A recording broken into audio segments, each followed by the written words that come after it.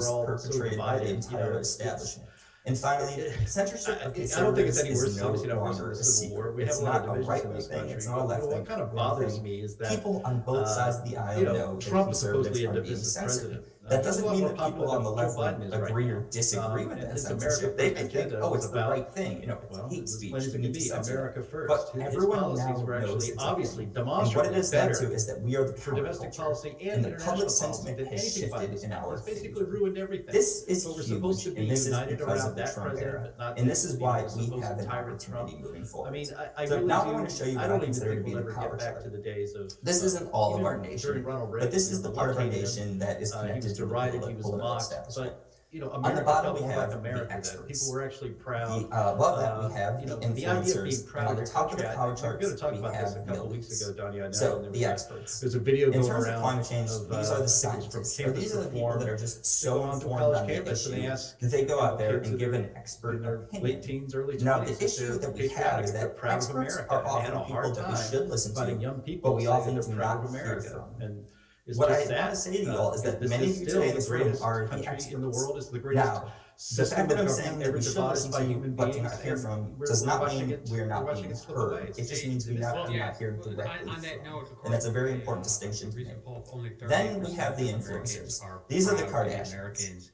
And I agree with I had to do this show. I apologize. Continue. So the influencers, those who take information from the experts and relay it to the public, and sometimes they just make it up. We've all been watching TV before, watching the news, any news source, and heard something where you can just say, that was blatantly false, or that person is just talking out of their ass. And you realize that, oh, okay, they have literally no idea what they're talking about. But what I think, and going back to that chart I showed you, I actually believe that many experts' main desire is to become an influencer. There is a reason that when you get out of the government, you don't just go back into government. You go and you secure a TV gig with MSNBC, you go write op-eds with the New York Times, and you write a book. And that's because experts don't actually have power. Influencers have some power. The elites have the most power, but the experts don't have the power. Now, here are the influencers. They are Greta, Fauci, and Al Gore. Now, Al Gore was an elite back when he was vice president, but after his failed presidential run, he became possibly the most powerful influencer ever.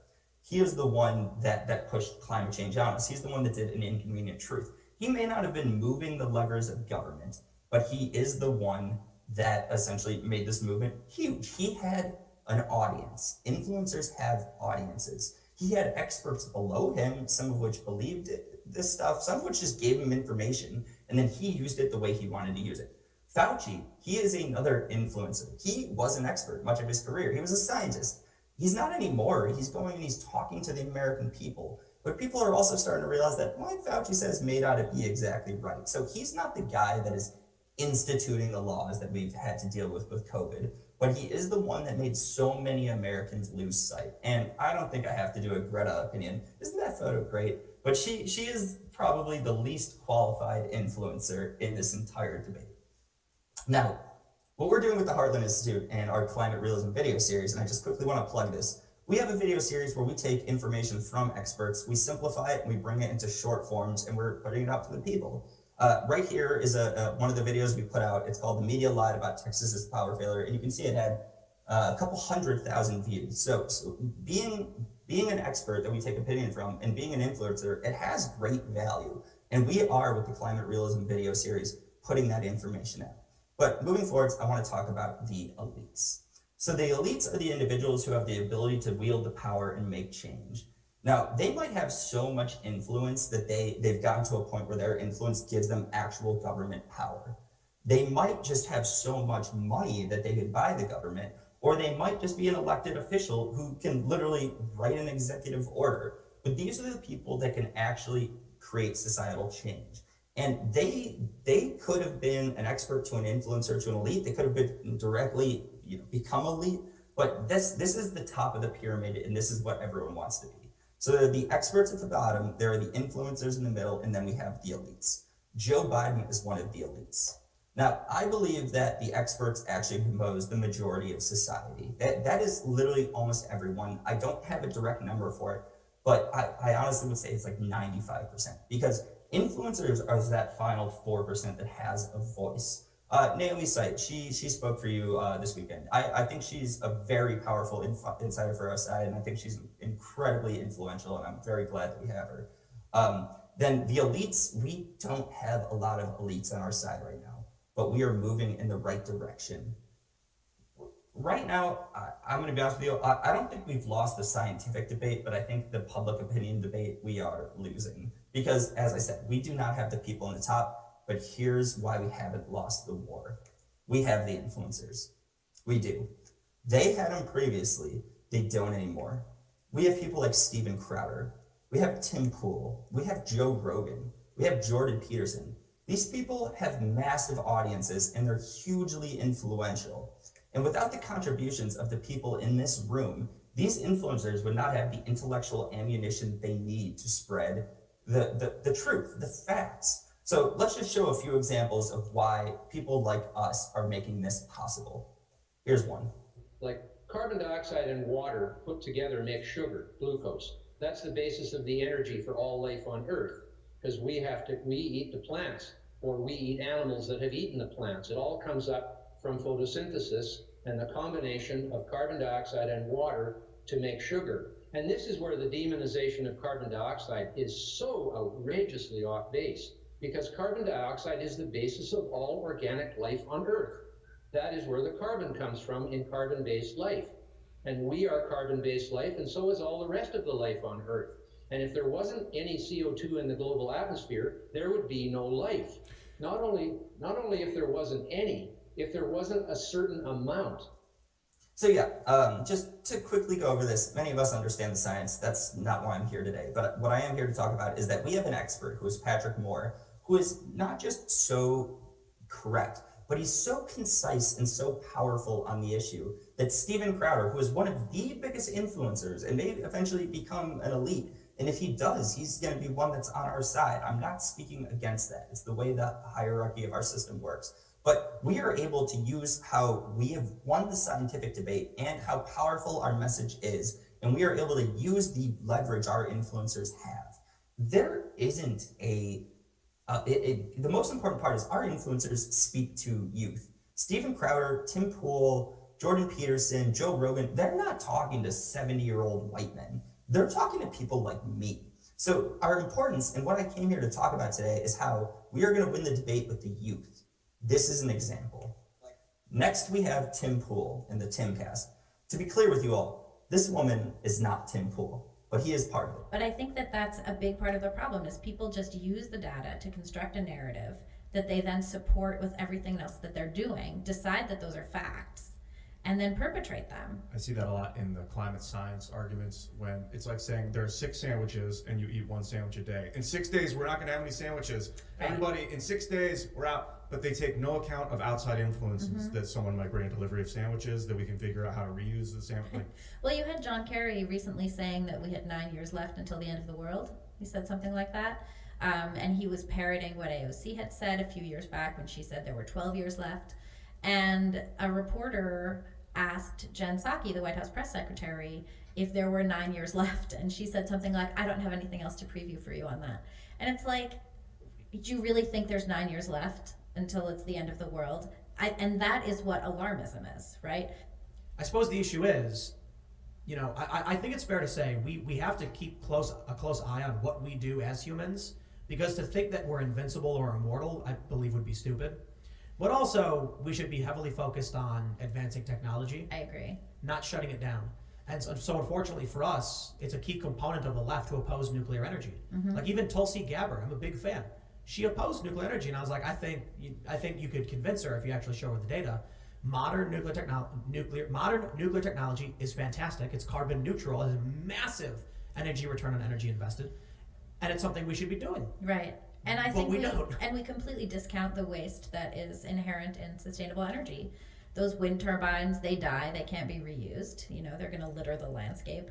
The kinds of materials that are used to create solar panels, what's in those things? Well, how are they constructed? I don't think we're actually considering the side effects of any of those things. We're just assuming that because it's sun and wind and those are friendly and filled with flowers, it's all okay. So I showed you Steven Crowder. Steven Crowder is conservative. He would identify himself as conservative. Tim Pool, and we're watching a Timcast right now, he identifies as liberal. So, and then I also said that I'm going to show you Joe Rogan. Joe Rogan identifies as liberal. Joe Rogan supports Bernie Sanders. And then Jordan Peterson. Jordan Peterson identifies as liberal. These are not right-wing people, but this is what is known as the intellectual deep web. It is the counterculture, and it's where we're winning. Here's Joe Rogan. The Joe Rogan experience. In the most recent year, I think 2019, something like 400 Americans died of natural disasters, right? It's like 300, because it was like 300 times more people died of drug deaths in the United States than from natural disasters. I mean, this is how these two books work together. Is me as someone that considers myself liberal or moderate. I used to be progressive. I don't use that label anymore. But my view is the drug crisis is objectively a much bigger threat to human life and to civilization than climate change. Like, we're adapted really well to climate change. We should do something about it. It's real. There are risks associated with it, but like, there's no scenario in the Intergovernmental Panel on Climate Change of climate change killing 93,000 Americans a year. In fact, there's no scenario of it increasing deaths from natural disasters at all. Ladies and gentlemen, please welcome the Vice President of Heartland Institute, Jim Lakely.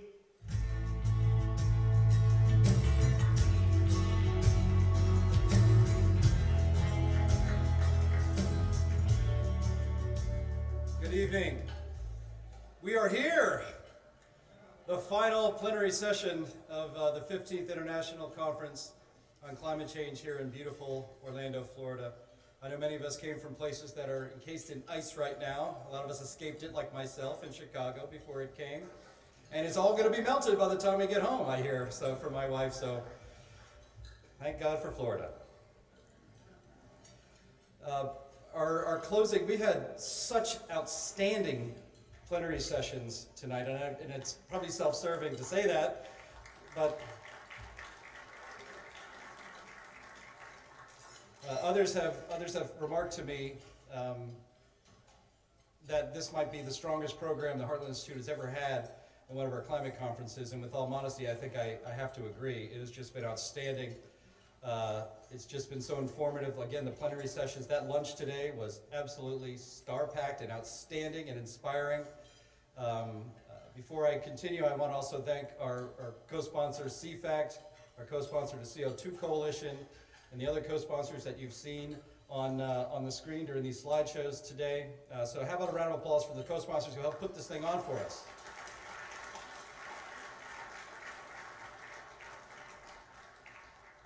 I also want to take this opportunity to recognize other important people, and that is the current, and there are some former members of the board of directors of the Heartland Institute that are here today. The Heartland Institute was founded in 1984. It's been a going concern, as they say, ever since, and its strength over these almost 40 years have been built and supported by the people who have served on the board of directors of the Heartland Institute. So I know some of you are in the audience. If you could stand up, please, and get some recognition, and I think you deserve a round of applause for what you've done to build such a fantastic organization. Joe Bass, Joe Morris in the back, Harley Moody, Brian Singer, Bill Armistead was here earlier, and Steve Malloy will be in here shortly, I think. He's meeting with Lauren Boebert, I think, at this very moment. But thank you to all the current and former board members, and thank you for that nice applause for their great work in supporting this. So our evening program contains two parts. First is going to be a nuanced discussion about taxes on carbon dioxide emissions, and then after that, a super panel to close up our conference. First, let's get to the discussion or debate or dueling presentations. It's probably not great to use labels, and we can just see how this plays out and what we'll call it at the end. But there are two gentlemen who would like to have a discussion, and I'd like to invite them to come up to the stage right now. One is Peter Hartley, PhD. He is the George E. Peterkin Professor of Economics at Rice University. He's also a Rice Scholar of Energy and Economics at the Baker Institute. He spoke at least one of the energy conferences the Heartland Institute had put on in Houston, Texas, where Rice University is. So how about a round of applause for Dr. Peter Hartley?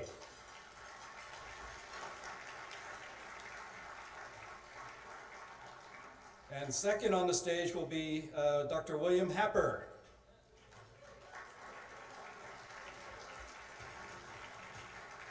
We'd be here till Monday if I had read his entire biography, but everyone knows that he's the Professor Emeritus in the Department of Physics at Princeton University. At the 10th Annual Heartland Institute Climate Change Conference in 2015, he received the 2015 Frederick Sykes Memorial Award, personally from Dr. S. Fred Singer. Please welcome Dr. William Happer.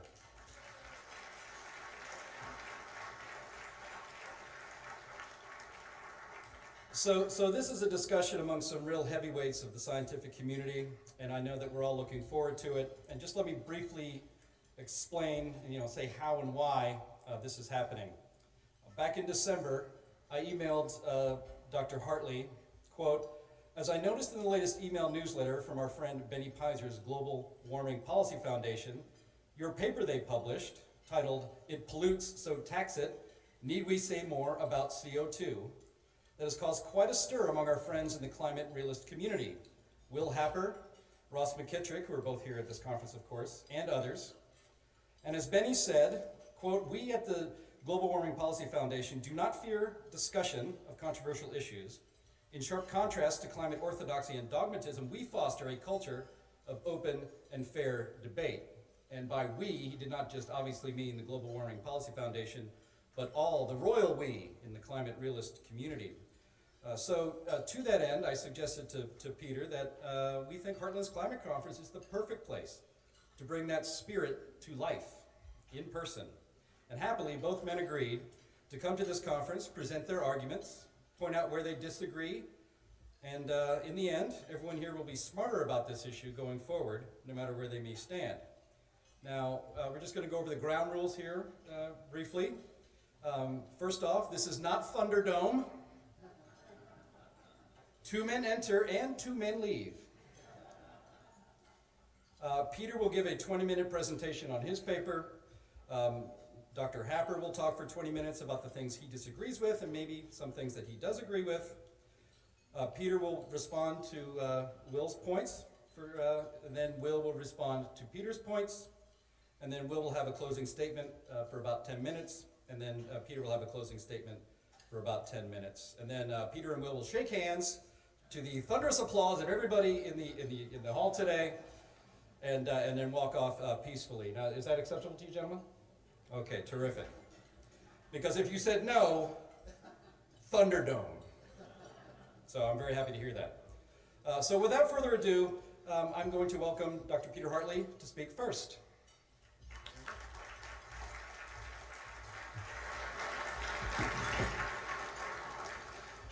Okay, so I would really like to thank the Heartland Institute very much for giving me this opportunity to come and speak to you. And also it's a new experience for me here to talk about this topic in front of this audience. I mean, usually I'm speaking to energy economists, and I'm the defender of fossil fuels. And also when I'm teaching my classes these days, I'm usually also in the position of defending fossil fuels. And here I am in the position of being asked to talk about taxing them. So we'll see how that goes. I'm going to begin though by outlining the basic case that, I should say too, by the way, let's see, how's this work? You'll notice it says taxing CO2 emissions, question mark. So I will have something to say about why environmental economists typically favour taxation of emissions that have negative externalities. But then I'll also want to go on and say why CO2 is different. And actually in my paper, if you read it, you'll see that, as I'm going to say in the talk, showing in the talk, I don't really come out in favour of taxing CO2 emissions. So I'll say that right up front. But let me get going. So the first thing I want to talk about is actually why do environmental economists usually argue for taxing emissions that have negative externalities. And the basic point is that we want to minimise the cost of any emission control. And one way of doing that is that you ensure that all facilities that are emitting face the same price of emitting, right? So then all methods are going to have the same marginal cost. So that way you'll minimise the cost of controlling emissions. The alternative, which a lot of governments use around the world, is direct regulation, where they often specify particular technologies be used or particular methods, or have different regulations on different firms and so on. And it turns out that if economists have studied this, have looked at typical regulatory frameworks that end up costing about at least 10 times as much as the least cost way of controlling emissions. And of course, another problem, we go back, it was a previous panel I was in on, people were talking about the public choice theory of politics. There's another reason why environmental economists favour an emission tax being technology neutral, and that is that once you have politicians specifying particular technologies, of course they're subject to lobbying. You know, all the lobby groups will come in and lobby for their particular technology to be the one that's specified, which wastes a lot of resources. Whereas an emission tax essentially is technology neutral. A third thing is that environmental economists typically favour an emission tax because it sets a price for emission control. So this is particularly important in the energy industry. You see in Europe with their carbon dioxide tax that the price is incredibly unstable because the basic idea is that one way of reducing CO2 emissions for a power plant is by switching fuels. So you switch between coal and natural gas, for example. And so every time the cost of emission control then depends on the relative price of fuels. And so as the relative price of fuel changes, the cost of the emission permits changes. This makes it extremely difficult to have long-term planning in the energy industry, which has facilities, as we know, that last for many, many decades. So this is a very, very damaging feature of emission permits for this particular issue, which doesn't apply to taxes. Taxes, you're setting the price, so it gives people a basis on which they can plan their investments. And the final reason why environmental economists typically argue for emission taxes is what's called the double dividend. So we all know that one of the big problems with taxation in general is it has all these disincentive effects. In fact, the best estimates are that it costs most countries, Western countries, costs about $1.30 to raise $1 of government revenue, you know, when you take account of all the efficiency, disincentive effects and so on of taxation. So it's actually I know politicians like to spend money like it doesn't cost anything, because they're not spending their money. But in fact, it's actually extremely expensive to raise tax revenue, and for it to be efficient, it really ought to be the case that government spending delivers much more than $1 of benefit for $1 of expenditure. That's actually possible if they were to spend on the right things, I would say, but not the sort of spending we get usually. In any case, getting back to the idea of emission taxes, in that case, the distortionary effects or the effects on behaviour are actually promoting efficiency rather than being inefficient. Okay, so the point of my paper was I was sick and tired of a lot of my environmental economist colleagues saying CO2 pollutes, so tax it. And the point of the paper was really to answer that glib comment. And so I want to explain what it is. Why is CO2 different?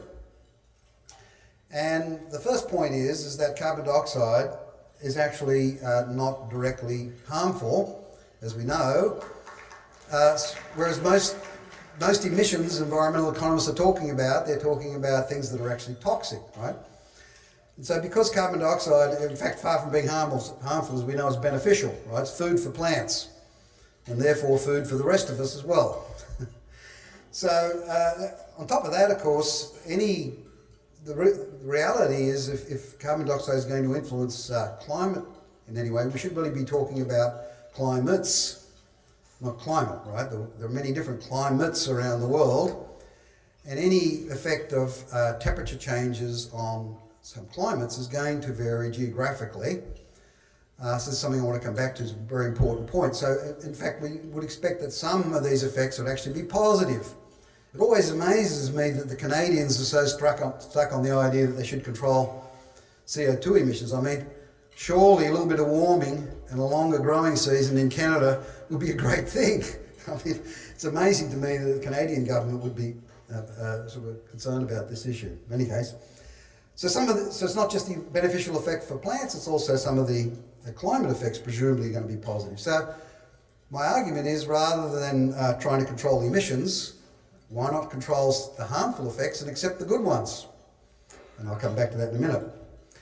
The second point, of course, echoes something that I understand that Alec Epstein spoke about last night. Unfortunately, I couldn't be here last night. I had to teach yesterday morning, and then my flight was delayed yesterday, so I didn't quite make it until later last night. But the key point here is, of course, that the main source of carbon dioxide emissions is fossil fuel combustion, and therefore it's tied intimately to energy use. And I'm actually an energy economist, right?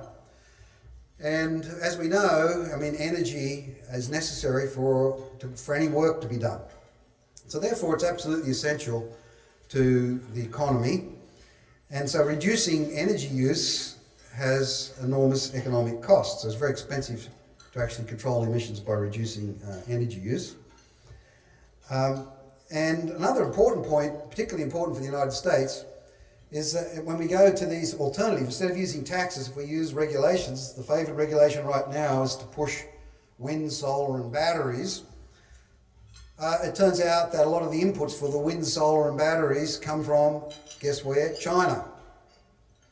So if the United States, for example, were to try to transition off fossil fuels, which it has in abundance, to wind, solar and batteries, they're going from a position where they were not long ago net energy exporter into having their economy dependent on imports, the energy, therefore the whole economy dependent on imports from China.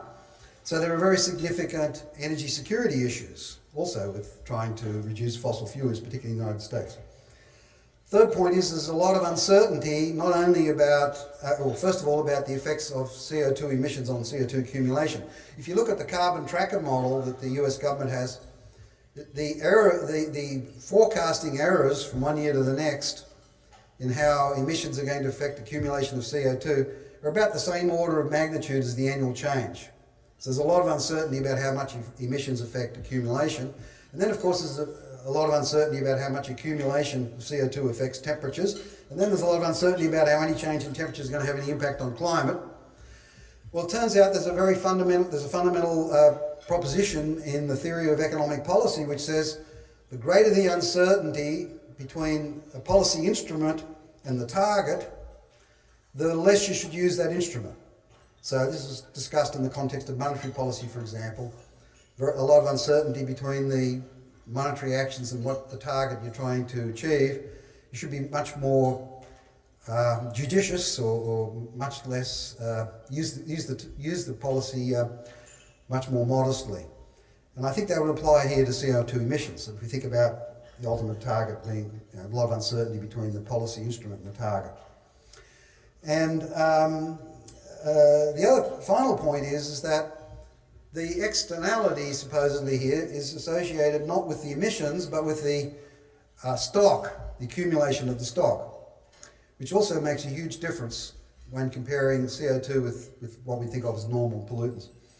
And that is that the costs are borne immediately, but if there are any benefits, the benefits are going to be greatly delayed. And there's a lot of uncertainty about them, as I just said, which means you should really be using a risky discount rate to discount the future benefits. And the result is that the present value of this ends up being a very poor investment, actually, to reduce CO2 emissions. And the other thing is that once you think of it as an investment, a risky investment, it actually is like an option. That you have an option to delay the investment to get more information. And it turns out that if you have the greater degree of uncertainty raises the value of an option. So there's another reason for delay. Okay, now I want to come back to the point. I'm not sure how I'm going with time, but okay, thank you. I want to come back to the point about how we could control some of the costs while accepting some of the benefits. And two things I want to focus on. So this is what a lot of people call about adaptation. But I want to split these up into two categories. One is what I'm going to call self-protection measures. So in a situation where there's a possibility of an uncertain future adverse event, one thing you can do about it is you can try to take self-protection measures which reduce the likelihood of you going to suffer damage, right?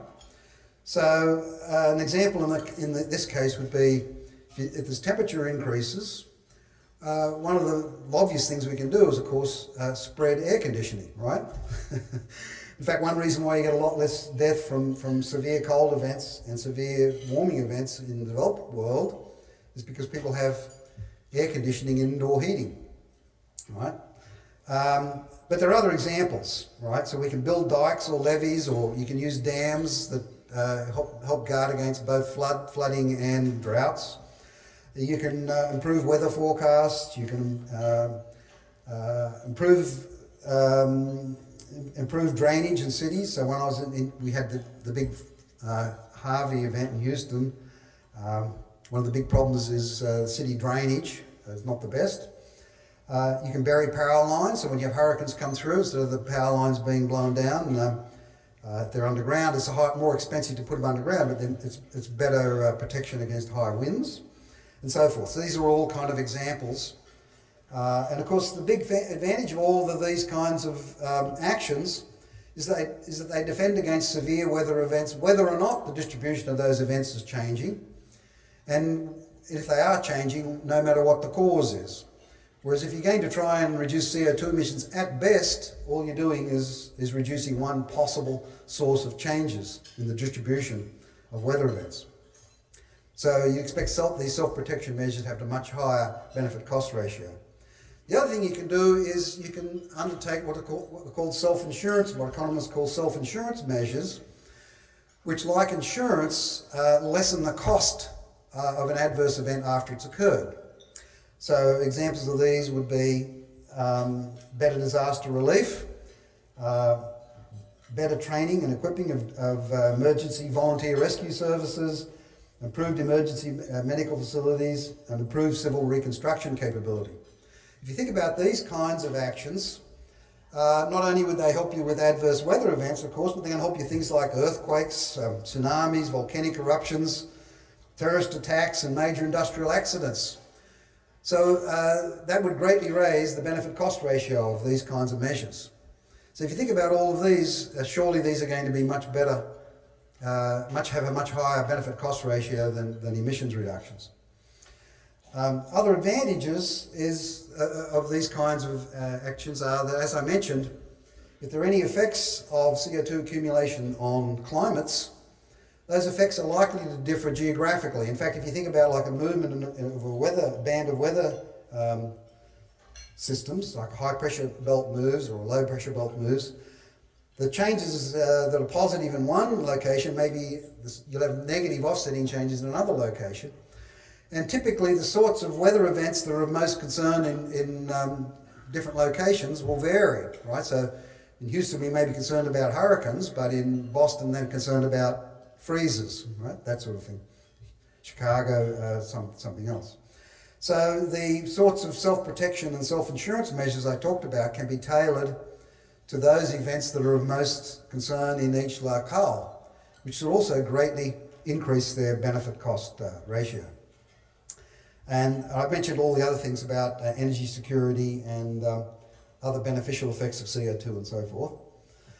Other problems with CO2 emission taxation is that unless the taxation is a global policy, it's likely to be harmful for the countries that impose the tax, and probably at best pointless, because as other people have argued, I noticed in the conference, the big population developing countries have quite reasonably, and I would say acceptably, economic development as their main goal. And what that means is there's going to be a tremendous increase in energy use over the coming decades as those countries hopefully continue to develop economically. And so whatever's done, it turns out, whatever's done in the developed countries is not going to make any difference. So you're punishing yourself and you're actually not going to achieve anything for the supposed goal. So unless this is truly a worldwide global tax, this is not really going to achieve anything. 5 minutes. The other thing is that you think about all of the international negotiations over CO2 control. I mean, we've had endless negotiations that have really gone nowhere, and basically the problem is that the countries are in an adversarial position. Whereas if you think about the sort of defensive measures that I've outlined, each country can implement those on their own. They don't have to get agreement from anyone else. And you're not in an adversarial position with other countries. You implement the procedures that are going to be most effective in your communities. You don't have to agree on how you're going to spread around these emission reductions. So to put this together, or to summarise this, what I'm suggesting and what I suggested in my paper really was an alternative, what I called a proactive agenda, which involves, first of all, proposing localised defensive measures with favourable benefit-cost ratios, okay, the sort of things I've talked about. Secondly, opposing all subsidies, mandates, price distortions and so on, favouring electrification and so-called renewables. I say so-called renewables because although the energy source itself is renewable, the machinery, of course, to harvest it is not, and that's something people often forget about.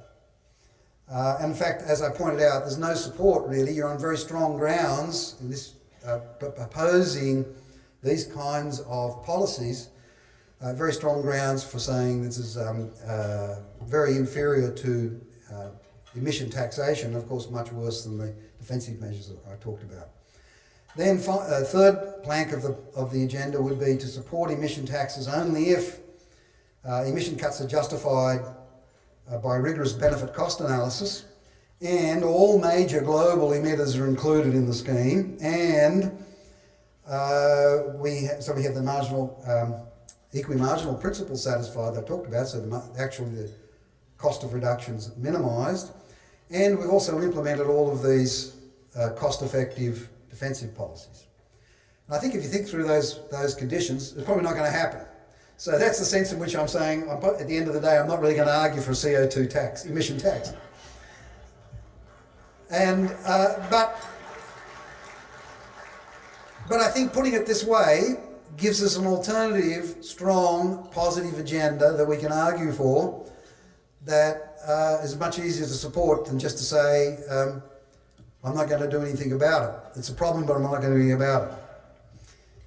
And the other thing is, I would argue that this proposed policy agenda exposes what I think are some of the hidden motives of the people who are proposing that we should implement the sort of controls that they want us to implement. So, weakening the energy and national security of Western democracies, promoting unaccountable world government, promoting central planning of the energy industry, which is essential to our economic growth and prosperity. You can't do any work without energy. And imposing limits to growth or even promoting economic contraction of Western democracies. So I think that this agenda is an effective way of countering that. So anyway, that's basically my case. Thank you very much.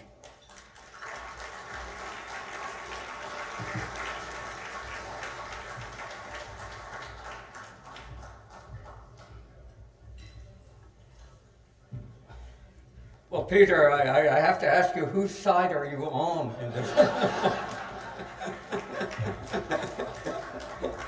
This is what I argued in my paper. Well, here is the cover of the paper, which of course caught my attention when I first saw it. It says, it pollutes, so tax it. And those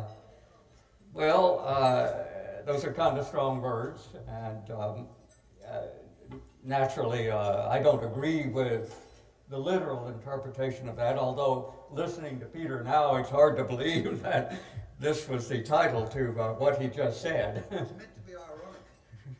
All right. Dig at my comments. All right, well, good. I hope that they appreciated it and have changed their tune. But let me just move on to the, let me say, as a result of this, I wrote an irate letter to Benny Pizer, who runs the GWPF, and I said, you really shouldn't publish this sort of stuff. And he says, no, we publish everything, and we believe in open debate, and I'm all for that. And Peter's made a good case. But Bruce Everett, my colleague from the CO2 Coalition, and I did write a short rebuttal. It was quite a bit shorter than the original article, and pointed out many of the problems. Peter referred to the Pigouvian tax, which is a way to handle negative externalities that was invented by a British economist, Pigou, 100 years ago almost now. And it makes some sense, but as we pointed out in our article, that first of all, you have to be sure that the externality is negative, and Peter has certainly sowed a lot of doubt about that in his presentation. And secondly, you have to be able to quantify it, and both of those things are very difficult for CO2. I would say that, in my view, if you quantify the effects of CO2, they're all strongly positive. But let me have the next transparency, if I may. Who's back there? Can you advance this? Or do I advance it? This thing advances it. Okay, good. Whoops. Whoops. Why does this thing... Okay, this is green advances. Okay. Okay, so this is Peter's words. It pollutes, so tax it.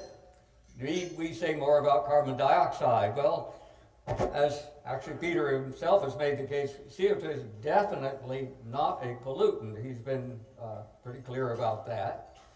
It's a positive, not a negative externality for many of the reasons he's outlined. First of all, the amazing effects on plant growth, which are really, if you look around, what can we see that CO2 has changed? You can't see any effect really on the weather or the temperature, but you can see huge effects on plant growth. And I guess another objection I have is words make a difference. And pollution is quite a negative word. It's a pejorative word. And if it was meant to be ironic, that's fine.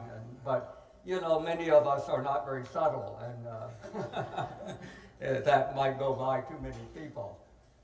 And as George Orwell noted in 1946, most people who bother with the matter at all would admit that English language is in a bad way, and that was certainly true in 1946. It's true today, and it's really Orwellian to call CO2 a pollutant. It's really a beneficial gas of life. And of course, what really irritates me, and what Peter did not do, but is to call most of us here deniers. And that's fully Orwellian too, because what we're doing is selling the scientific truth.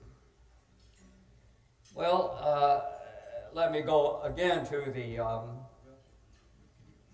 speak to the microphone. Let me go again to the abstract of Peter's paper. And it says carbon dioxide emissions were designated as a type of pollutant in the late 1980s. Although CO2 is not directly harmful, its accumulation in the atmosphere will raise average temperature in the troposphere and the Earth's surface with possible, potentially harmful, a lot of subjunctives here, ensuing changes in other climate attributes. Well, to his credit, Peter correctly states that CO2 really is not harmful. I would point out that like everything, the dose makes the poison. And if you breathe pure CO2, you will suffocate very quickly and die. And Joseph Black, who first discovered CO2, subjected a number of unfortunate mice to being enclosed in a bottle with CO2, and they immediately died. And then he put in plants, and he noticed that they grew much better. So already by 1760, people understood the basics of CO2, that it's pure CO2 is bad for people, very good for plants. And the other thing I think most of us should understand better is that we depend completely on CO2 to be alive. You know, our blood is, I suppose, some kind of fossil of an ancient ocean, but its chemistry is quite similar to the sea today. And if you look at the ocean, if you took all the CO2 out of the ocean, the pH of the ocean would be 11.4, I believe, which is about the same as household ammonia. So the ocean is extremely caustic, and the only reason that anything can live in the ocean is most of that alkalinity has been neutralized by CO2, and the same in our blood. So if you hyperventilate, get excited about giving a talk, for example, after a while you'll start feeling dizzy, and that's because you don't have enough CO2, so your blood pH starts going up, and it becomes more and more like ammonia, you know, or Drano. And too much of that will kill you, right? So as for everything in life, there is a balance for CO2, and we're pretty close to balance. And it's a very broad balance. You can double or triple CO2. It will hardly make any difference, certainly none to physiology. So let me move on to another. I've said enough on this.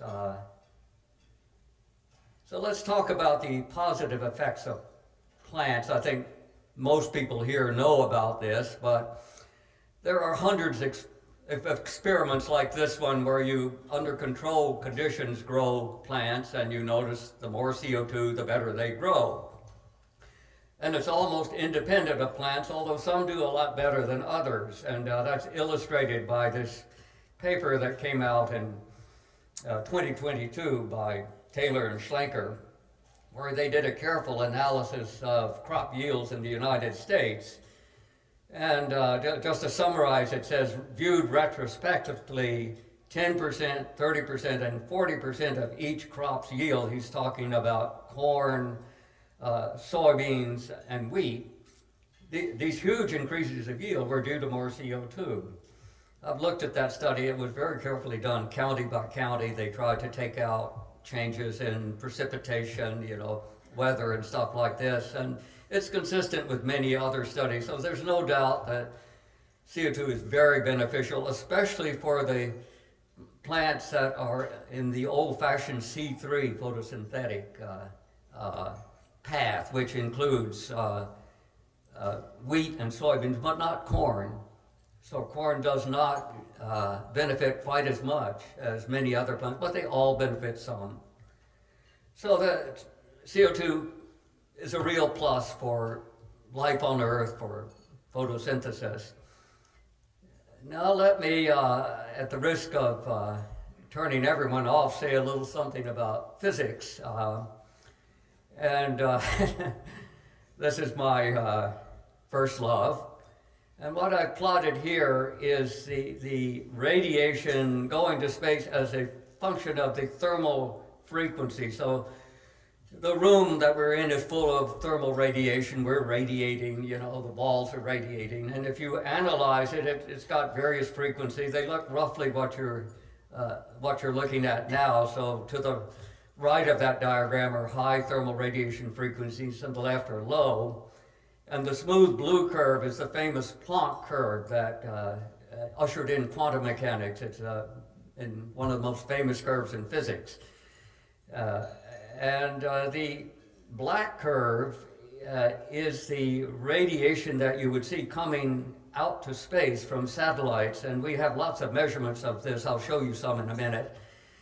And you can see that the black curve is well below the blue curve. So the total radiation going to space is the area under the black curve, the jagged black curve, and it's substantially less than the if you had no blue greenhouse gases, which is the blue curve. But the point I want to make is if you double CO2, the difference is you go from the black curve to the red curve, which I can just barely see from here, but it's a very tiny difference. Very few people realize that if you double CO2, you will only change the radiation to space by about 1%. In this particular case, we say 1.1%.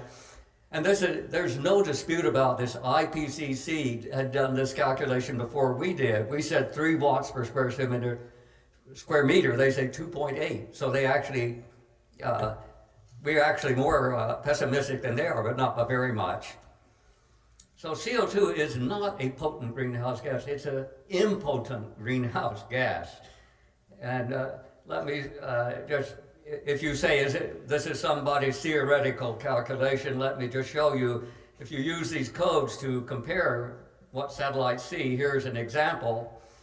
And on the left are model calculations with the same codes I just showed you. And on the right are satellite observations. There's no adjustment. These are, nobody has tried to fit any curves here. And you can see that you can hardly tell the difference. I would really have to point out which is model and which is observation if I hadn't arranged it in this way. There's a huge amount of interesting physics I won't bore you with. This is at 3 different latitudes on Earth. One is over the Sahara Desert. One's a little further north of the Mediterranean where it's a little bit cooler. In both of those areas, you see there's a big notch due to the presence of CO2 in the atmosphere. CO2 both absorbs and emits, and so in the center of the line you're seeing emission of CO2 up in the stratosphere, and over at the sides you're seeing the Earth shining all the way through all the greenhouse gases, the atmospheric window. It's quite interesting to look at Antarctica, which satellites do, where CO2 reverses its role. So CO2 is an anti-greenhouse gas over Antarctica. So CO2, I'll maybe this goes right by you if you don't know about the history of physics, but I know all the people who were involved in that. They were friends of mine, and it garnered 2 or 3 Nobel Prizes. But the message I'm leaving you with is that it's very hard for CO2 or other greenhouse gases to make a difference. They're extremely impotent. Okay, so let me just say a word or two about sociology. We have, I would say, on the opposition, there are 2 types of people. They're true believers and they're opportunists. And I feel kind of sorry about the true believers. They usually are well-meaning people. They're not bad people, but they think there's a real problem and something has to be done. And, you know, who wouldn't try to save the planet if the planet were in danger? But it's not in danger, and they've simply been deceived. It's a little bit like prohibition I mentioned with one of the bullets there, that, you know, demon rum is destroying America. And so we had opportunists and we had true believers at that time also. And we went ahead and passed an amendment to prohibit alcohol, and it was one of the worst things we've ever done in this country. I would say after the Civil War, it's the 2nd worst thing we ever did. And yeah, we're still suffering, you know, the drug trade, some of the evil things you see, they all started during Prohibition, and it's still with us. So let me just remind you of the Davos meeting. You know, many of you saw these, and I must say I was embarrassed for my country, you know, to listen to Al Gore, my former vice president, and John Kerry, my climate czar here, talk about, well, Al Gore was the worst. He talked about boiling oceans and rain bombs and you know, atmospheric rivers. You know, good grief, Al. And John Kerry, it was only slightly less embarrassing when he talked about it's almost extraterrestrial to think about saving the planet. Well, he's certainly extraterrestrial, and so is Al, and a lot of these things. Okay, so I did one little calculation that I thought you might be interested in. You've probably been reading over the last month about eliminating gas stoves. The Biden administration is going to save the planet by getting rid of gas stoves. And it's a little hard to understand the motive. You know, the simplest motive would be to lower CO2 emissions a bit. You know, you could also assume it might be methane leakage, but I've put in the numbers, that's really, it doesn't make any sense. So I've taken the worst case, which is CO2 emissions. But, you know, each of us we emit 2 pounds of CO2 a day. And so if you look at the emissions of the people of the United States, it's easy to calculate that the US population emits 14 times more CO2 every year than gas stoves. And all it takes is the population of Florida to equal the emission of gas stoves. So what sort of logic is this, that you want to ban gas stoves when they're emitting the same amount of CO2 as the good people of Florida? I mean, it's Looney Tunes, and yet we keep hearing it. And, okay. My minder here is keeping my eye on this. Okay, so let me just summarize to say there are legitimate reasons to save on fossil fuels. I mean, you know, I'm as stingy as they come. My father was Scottish, and so was Adam Smith. And we're quite stingy, and I'm all for saving money. And so if you can do the same amount of work and get the same amount of products with less fossil fuels, I'm all for it. But there's no reason to eliminate fossil fuels to save the planet. The planet doesn't need saving. So I want to save just enough time to read a poem to you. This is by the Greek poet Cavafy, and it's called Things Ended. And so let me see if my eyes are good enough to read it from here. It says, possessed by fear and suspicion, mind agitated, eyes alarmed, we desperately invent ways out, plan how to avoid the inevitable danger that threatens us so terribly. Yet we're mistaken. There is no danger ahead. The information was false, or we didn't hear it, or we didn't get it right. But another disaster, one we never imagined, suddenly, violently descends upon us, and finding us unprepared, there's no time left, sweeps us away. So thank you.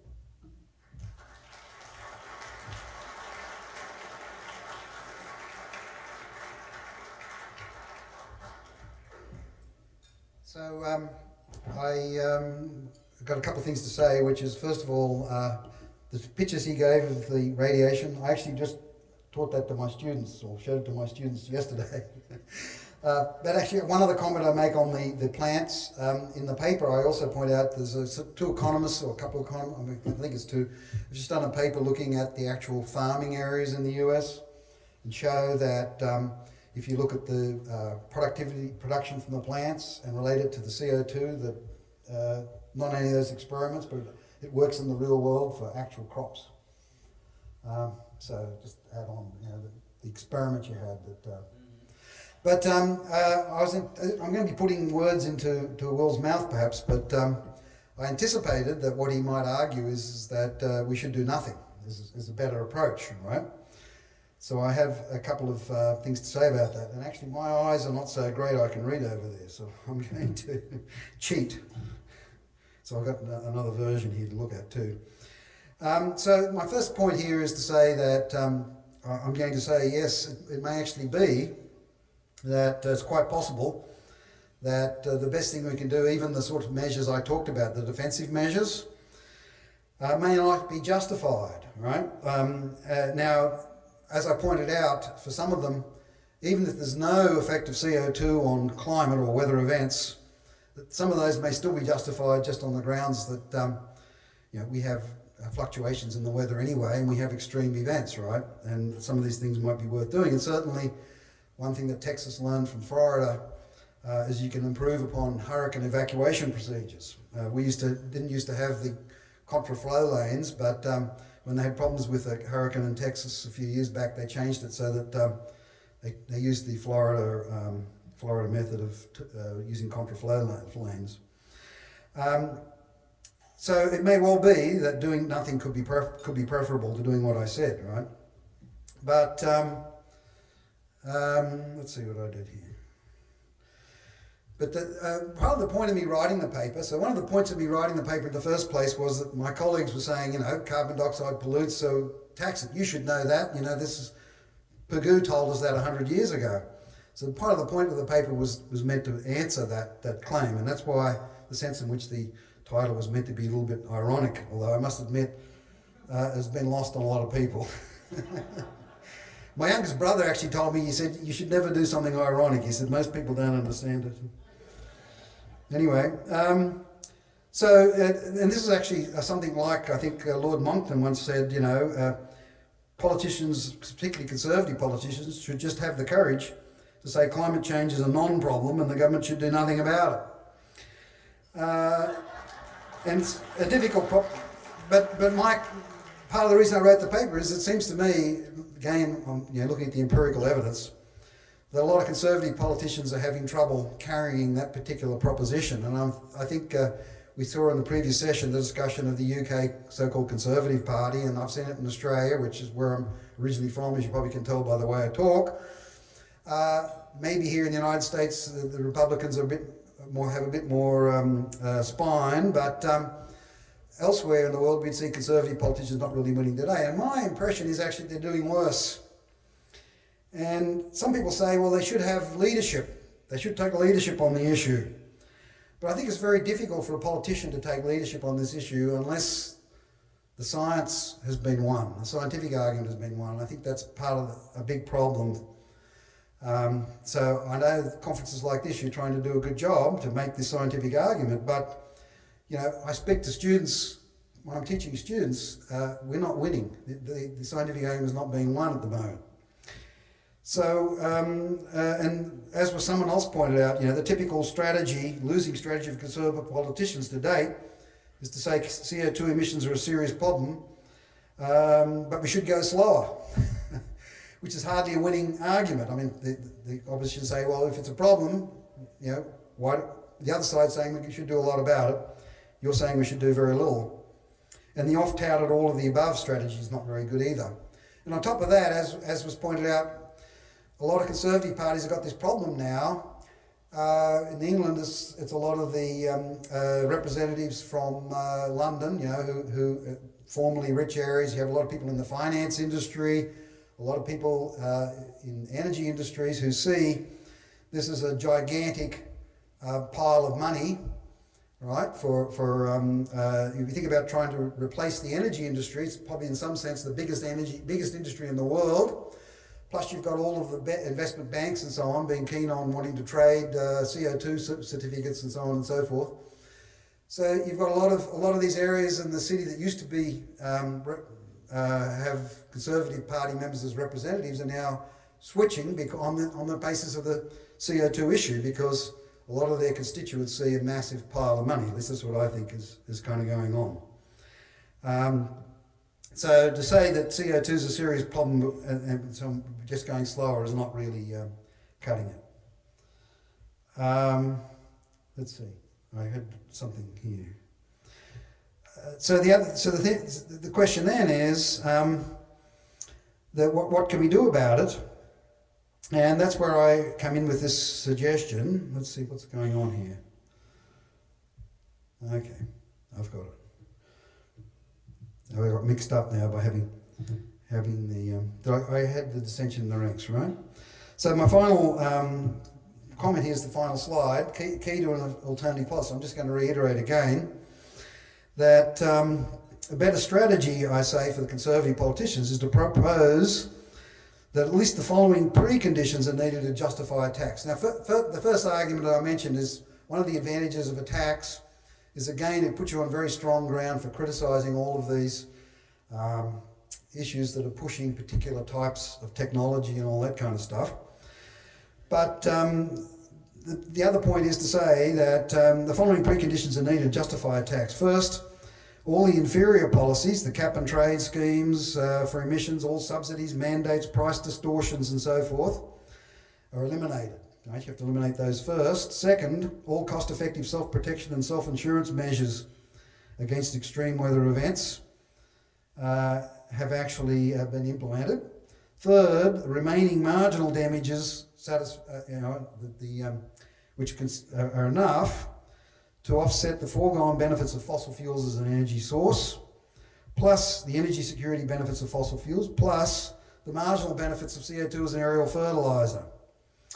And then fourth, the tax is implemented by all major emitting countries in a way that minimises the cost of emission control at the global level.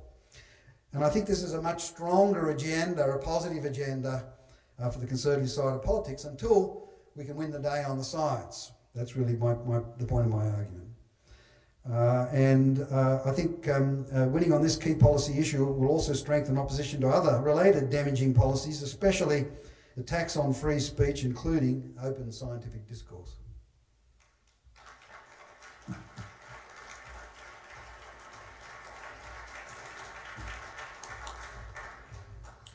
Well, again, it's hard to argue with many of the points.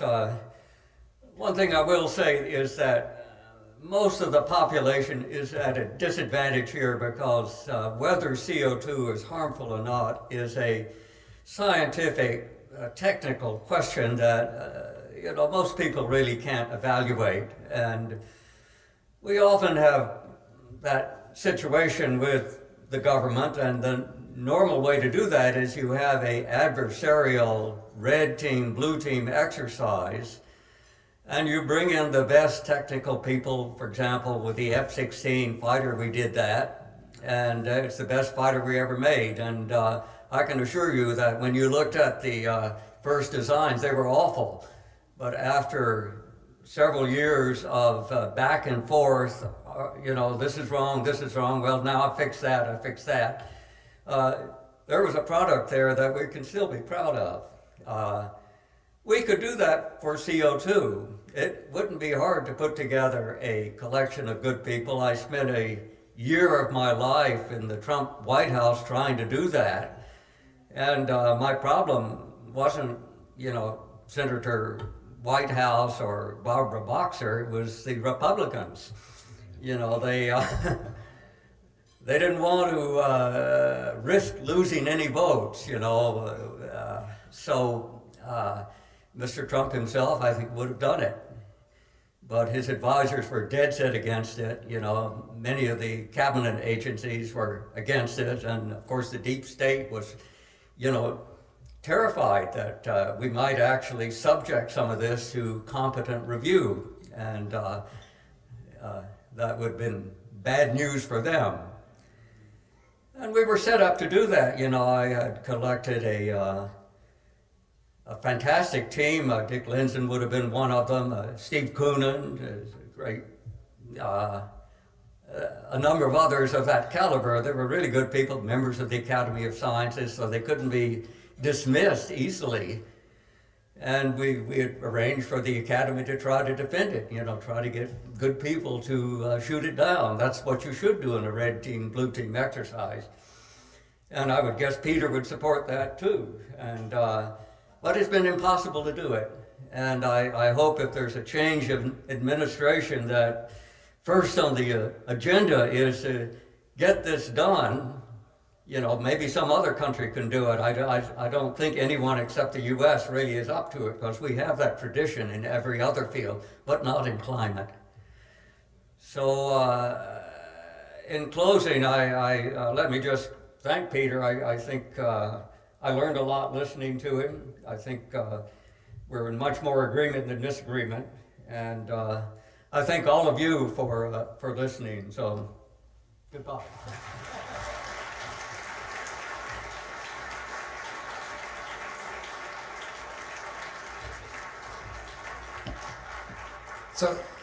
So again, I guess what I'm just saying is I agree actually 100%. I think I was really disappointed you didn't get the red team, blue team off the ground.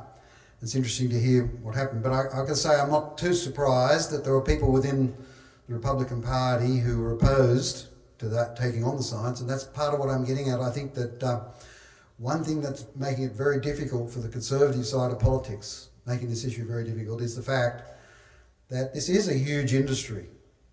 And there is a big pile of money involved, And there are a lot of people who see a lot of opportunity for themselves in the issue. And that's part of what motivated me to write the paper in the first place is there an alternative kind of positive agenda that we can put forward and run with in that environment? And, one thing about talking about CO2 emission taxes is at least it's a very strong basis on which to criticise the sort of carpetbagging that goes on, because this mandating these particular kinds of technology, all the sort of carpetbags involved going to Congress to get their particular industry favoured by these things. No sensible economist actually supports that as a reasonable policy.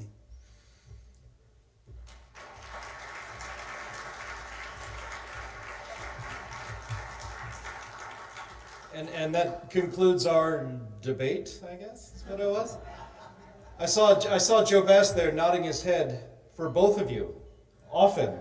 So maybe that wasn't a debate, and I'm glad that these two esteemed scientists who had a disagreement with some spirit in it over email are now two gentlemen who are being able to flesh any disagreements they had about these things and to talk about these issues at greater depth, which was the opportunity we wanted to give them, and I am grateful that they were here to do that. So let's give them a round of applause and leave the stage.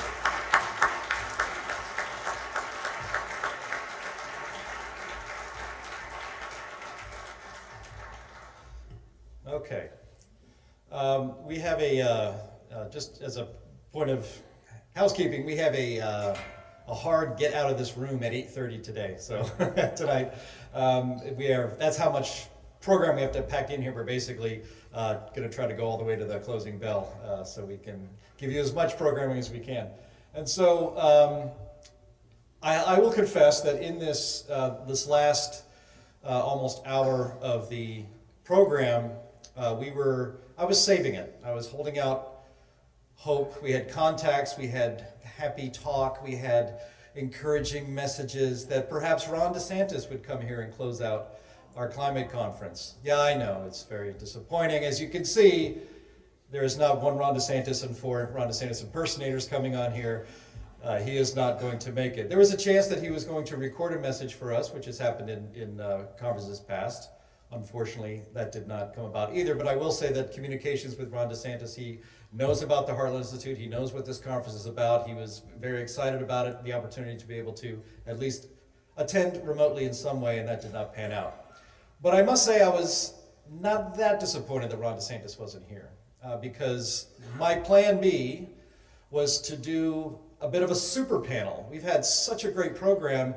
There are many fantastic speakers and scientists in this room and policy experts who are often on the main stage and couldn't get a spot on a plenary session because we were just so packed with programming.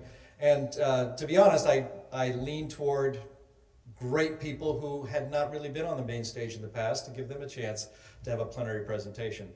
So my idea to close out the conference was to do a super panel with some people who were not on the main stage earlier.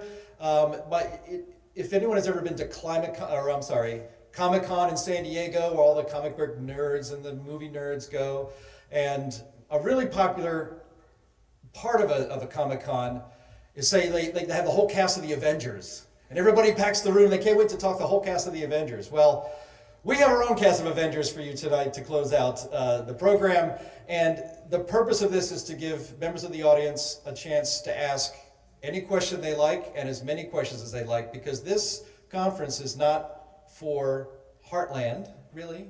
It's not for the speakers, although we're grateful for them and they are grateful for your applause. It is for you. It is for the public. And so I wanted to close out with giving the public and this audience as much chance to interact with some of our experts as possible. So I'm going to call to the stage right now. My idea was 2 scientists. That's David Legates and Willie Soon. Come on up, fellas.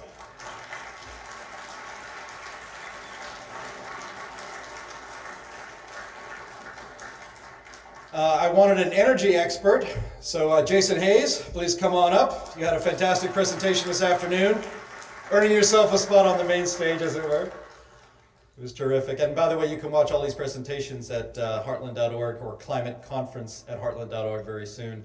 We have to get back and edit them all. And then, of course, I wanted a policy expert. So Myron E. Bell, please come up to the stage.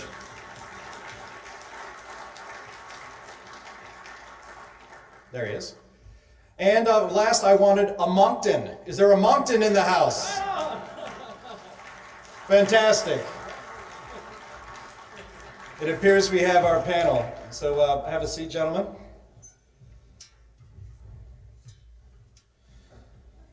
All right.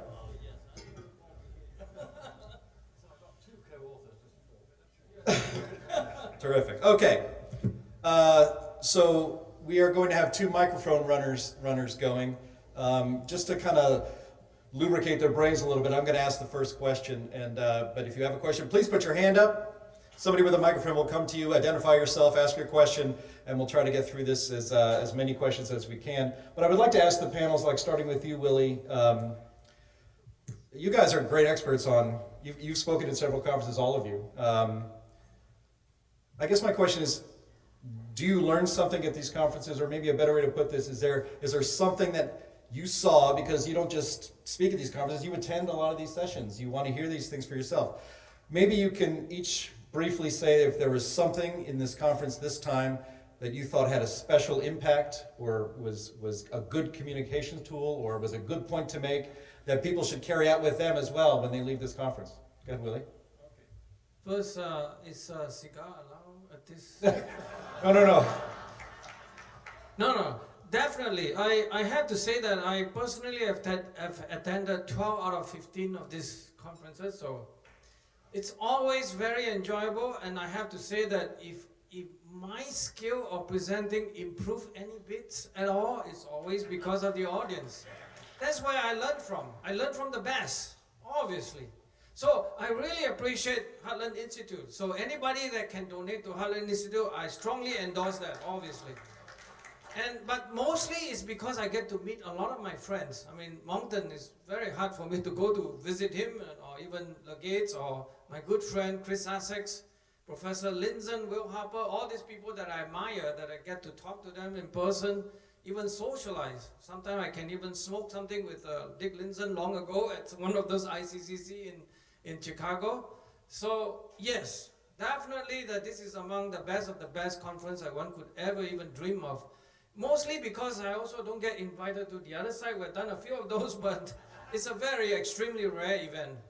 But Heartland Institute, no doubt, this is the best meeting you could ever come to. Thank you. Let me say the one thing I hate about these meetings is I always have to follow Willie, and that's impossible to do. No, I think what stands out to me, particularly here, is the diversity of different people talking. I mean, I think the early meetings, there was very few people were sort of the leaders, and so we were doing all the talking, and so there was a limited number of people, and now it's sort of broadened out. There's more people willing to share their views, willing to share their knowledge and ideas, and I'm glad to see that we can fill 2 full days as opposed to just maybe have just an evening or something as we go on. That's great, thanks. Jason?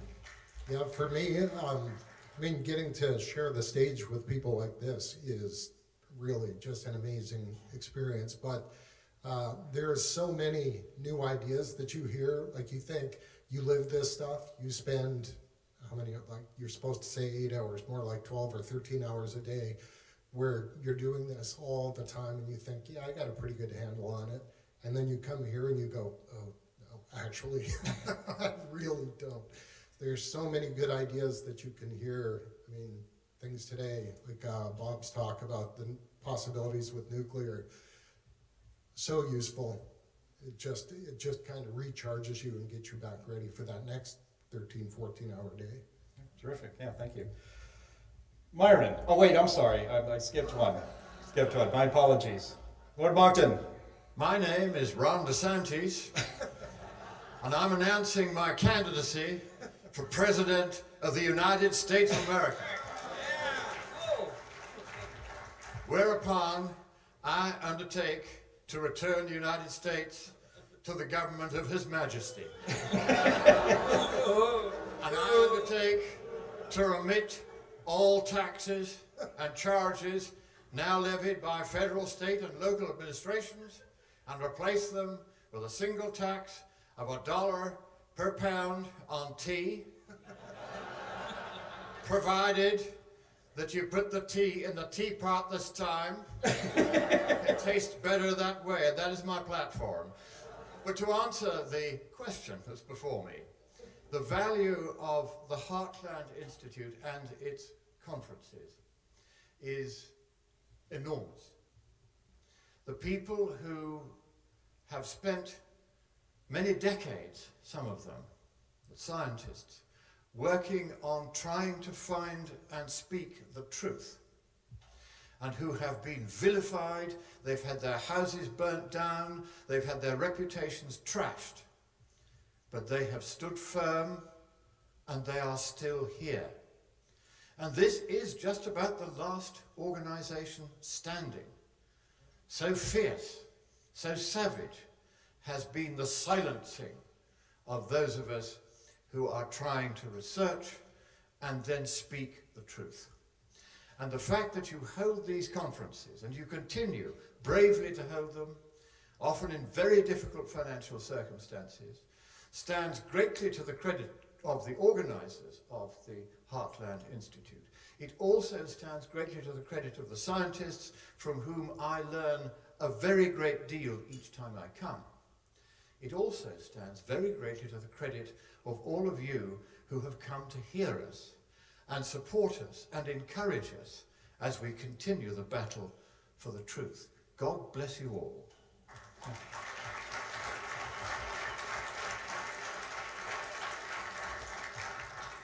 Myron, you have a takeaway from this conference so far? Thank you. Well, I traded with Christopher because I wanted to be on the far right, but No, right's over here.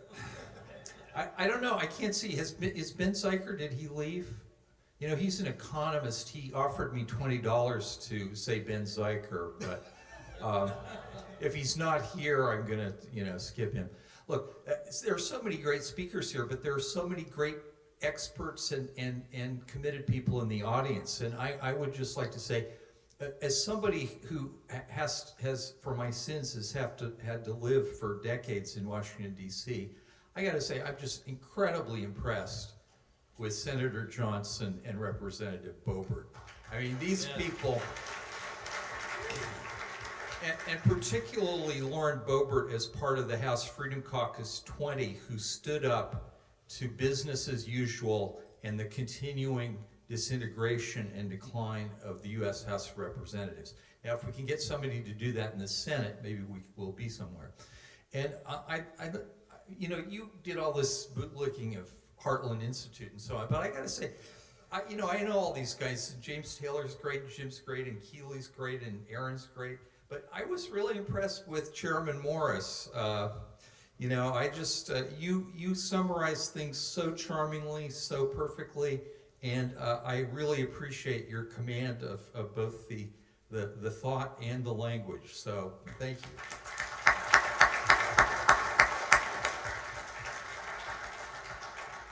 That's nice. Okay, if you have a question, please raise your hand and the microphone will come find you. Yep, Scott will come to you, sir. Please rise and state your name. Hi, Ron Birdie, Free State of Florida. I used to work on the Ron, gee whiz. No. Anyway, we have a marketing problem. We all in this room think we know what's going on. We're skeptical of the general drift of the country, and if we don't change it, we're likely to end up with some really enormous stupidity. How do we change this? How do we win the scientific argument with a media that doesn't want to hear it and another side that simply dismisses us? No red team, blue team. We can't break through. How do we break through? Who would like that? I just want to say something very brief. My humble attempt over 30-some years now is to continue to do the best possible work you can do and publish it. Publish it in all these mainstream journals. If you can get in, that's always a barrier. But we've been successful so far. And then get it there so that then we can invoke the second mechanism, which means get some of the media friends who's a bit, let them be neutral, objective, write up this story. So we've been successful in that sense, but we can only get like Epoch Times and all these people to write up. But then when they have this, they can pose direct questions to the IPCC. So last year we were fairly successful, a year before, that when the AR6, the IPCC's 6th assessment came out, their latest one, right? And we were able to engage them because we have the chairman, co-chair of the IPCC actually cited our work very positively before in his own private capacity. Plus that they made, quote unquote, a mistake to cite our first paper talking about snow cover versus projected climate model, results. It's completely deviating, so climate model is really useless. And that's how you get to engage them. I think that's my little humble way. The rest of it is much, much more difficult, which I agree, of course. And then we got to solve the serious problem about science funding. Or else you are really not going to get younger brain or people to start working on this problem. It's just way too difficult. Moncton, you want to add to that? Lord Northcliffe's advice to his journalists on the Daily Mail: simplify and then exaggerate. He said that because if you want to reach the public, you have to make issues that the other side try to make appear complex, simple. If you saw the slide on which Will Happer, who is perhaps the best intuitive mathematician I know, in which he showed how you could calculate that the reference sensitivity to double CO2 is only 0.8 Kelvin, then you see how it's done. And what we have to do, despite what appear to be the complexities of this subject, is to simplify them. And having simplified them, to translate them from sciencey language into the language that ordinary folk speak. And then keep on proclaiming the truth, but also know that eventually what happens is that as the costs of these absurdities that the left are foisting upon us become more and more apparent to ordinary people, as they are now doing in the United Kingdom, where very nearly everybody is hurting as a direct result of the government's climate policies and are beginning to realize that these climate policies are the reasons they're getting hurt, gradually the debate will shift in our direction. And those of us who have the truth on this will be heeded, whether the Marx stream media likes it or not. Yes. Very good. Yes, remember, raise your hand. You can ask any question you like for instance, like Jason, where do you get your suits? Why are you wearing those shoes, David? That stuff, anything. Everything's on the table. We have a question back here, and then we're going to have one here in right there. So go ahead, sir. Thank you. Michael Bay, I'm from Louisiana. I'd like to preface my question first by letting Lord Monckton know you may have to live under Duchess Merkel. We don't have to in America. We just have to deal with her on TMZ and Oprah. As far as the panel is concerned, the most pernicious narrative ever put in this country, in this generation, has been the eco-narrative. Heartland is the leader of the opposition on this narrative, and y'all provide a wonderful service to those standing athwart of history and yelling stop. My question is, how can we, on a very basic level where people can understand, push back on this narrative within society? Whoever would like to go, Jason. Yeah, one of the things that I'm noticing is you just pay attention to what's going on in the world around you, because just today, one of the elected officials in Michigan, a state representative, was railing against one of our big utilities and saying they're making comfortable profits while people are freezing in their homes, because in Michigan, we had the ice storm that came through. 700,000 people had their power go out across the state. So interestingly, he's one of the most progressive members of the legislature, but he's saying the exact same thing that we're saying. We critique the big utilities because they're bubble wrapped by the government, protected monopolies. Nobody's allowed to compete with them, but yet they still make all their profits as if they're, a free market company. So we push back against them constantly, and now, just by, happenstance, this is going on, we have the far left saying the exact same thing that we're saying.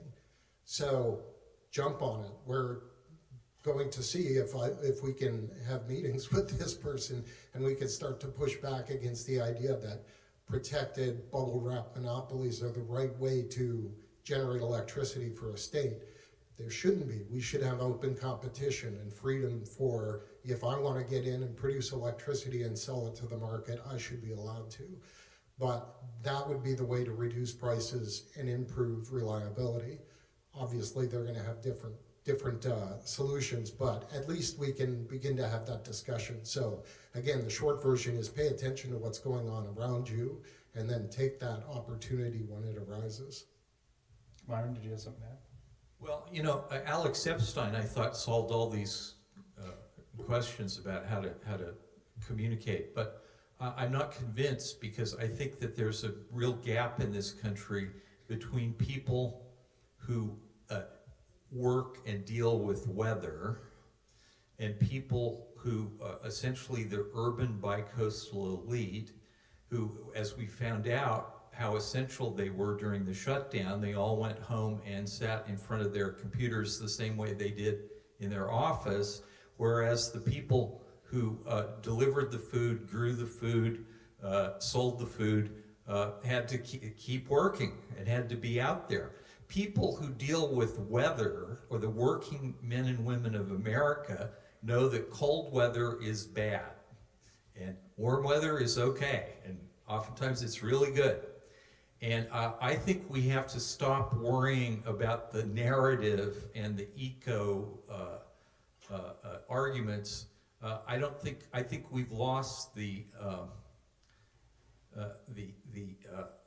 semi-educated managerial class who are now dependent upon government and therefore the climate agenda.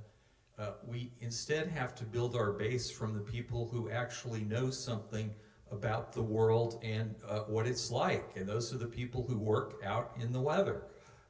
And so, miners, loggers, ranchers, those are the people that, Frank Buckley was a law professor who was a speechwriter for Trump, and he very presciently, right after the election in 2016, he published a book called The Republican Workers' Party. And I think that's where we are now. That's where we have to build our base. And those are the people who have a much closer connection with reality. And they haven't been ruined by the semi-education that is now pervaded by our schools and universities. And those are the people that will save America and save the world. Very good. All right. Thank you. They're in the back, and we seem to have a row of them over here. You'll be next, sir, back there. Yep. Go ahead. Thanks again for Heartland Institute. I'm Karthik Krishna from Golden, Colorado. This is my first time at one of these, and I do want to give a shout out to my startup board of advisor, Bob Armstrong, who was a previous presenter at Heartland Institute. And I must say this, I just had a gut instinct that carbon was a wrong metric for sustainability, and I put my own money and sponsored some engineers at UCCS to do some research. And finally, I was told about Heartland Institute, and I'm here. On one hand, I'm super excited. I'm like, wow, I was right. But on the other hand, and maybe this is for a question for Myron, you said back in 2008, the people believed reality was on Heartland's side and you should have won. But at the same time, right now, the dark forces have been funded for a couple of decades. So if we want to look back at a lessons learned approach, what could be done? What could have been done differently? Because it's a much tougher fight now than I'm sure it was in 2008. It's a really tough question, and I hope that the other panelists have better answers than I do. The person I quoted as speaking at the first Heartland conference in 2008 was me. You know, I still think that reality will triumph. I think reality always does. But the ability of human beings to create fantasy worlds is almost limitless. And as has been pointed out, when the forces of darkness have been fully funded by the U.S. Congress in the so-called Inflation Reduction Act for at least the next 10 to 15 years, you know, it's going to be very hard to take that on because they have all the money, they have all the high positions of authority, and all we have is essentially the good common sense of regular people to put up against that. And you know, no amount of expertise can go against the interests that are embodied in the special interests who are now have hundreds of billions of dollars of taxpayer money to fund their efforts. And I said this afternoon, I was up in Representative Boebert's office on the first day of the new Congress. She was on the floor, but I talked to her staff, and a friend of mine, an old friend of mine who's now a lawyer lobbyist, came in, and one of the first things he said to me was, "You can't believe how much money is sloshing around on K Street now." Well, why should there be so much money? They've just gotten $670 billion in subsidies. Well, because now they want more, right? They now have the power to go out and lobby for more. So we're in a tough position, but again, I think it's not just the arguments, it's that reality will eventually prevail. Yeah, go ahead. I'm sorry, go ahead. You can expand on that if you like. They have the money. They have the power. They have the positions. We have the truth. We win.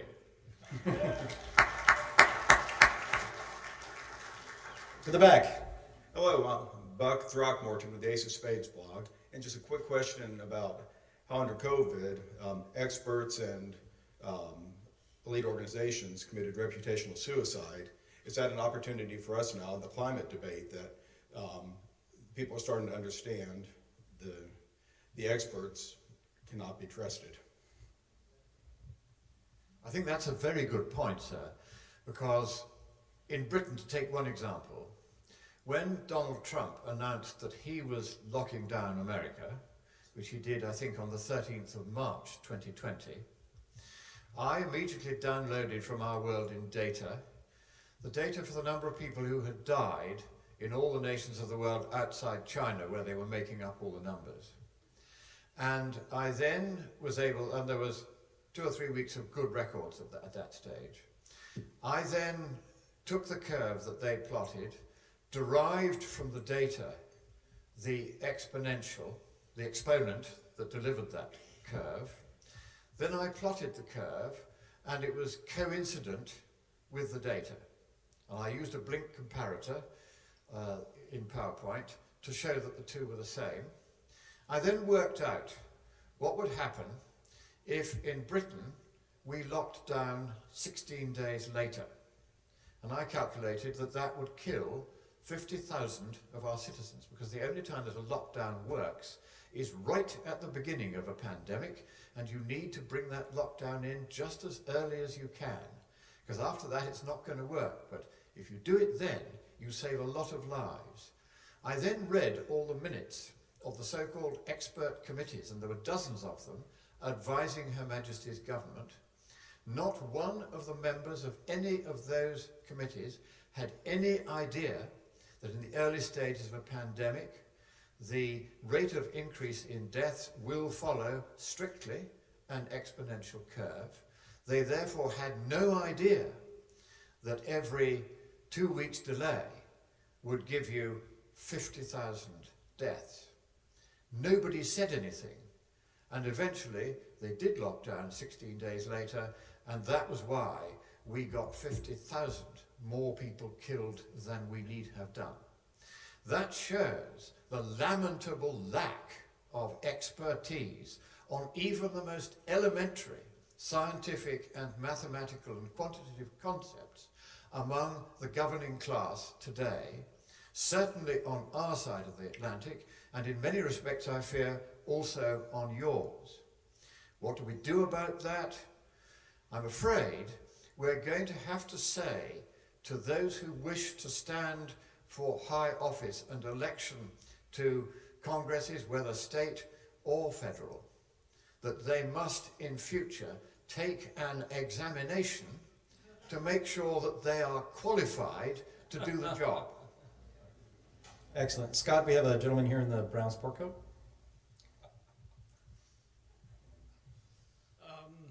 Some advice for all 5 members of the panel, whereby you can actually do something useful with your combined scientific knowledge, and that is go to law school.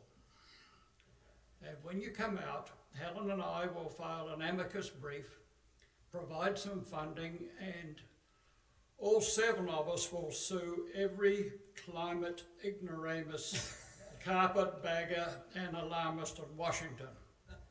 Seriously though, we have to sue more. Any thoughts? I'm all in, yeah. I mean, whoever wants to do that, I got reputation, you know. My advice, sir, would be, yes, we'll take your money, and yes, we'll help with that. May I suggest that we choose our target carefully, because you actually only have to do it once. If you really get it right, all these wretches will run for cover. At the moment, the only legal actions in this field that have been mounted have been what are called sweetheart actions, where lefty environmental groups, many of them communist, have got together with lefty states to sue the lefty states who actually agree with the lefty environmental groups. And so then they kind of agree with the court what they're going to do, and the rest of us then have this inflicted upon us. Massachusetts v. EPA is a very good example of that. However, if we were to run a single, well-founded attack via a process which you will find in your civil code called judicial review of administrative action, which you inherited, of course, from us. That is the process by which you can go after state or federal entities, such as the EPA, choose the right target, choose the right subject. We will provide all the scientific and economic backup you need. You will need a decent lawyer, and then you go to the, first of all, to the Federal District Court.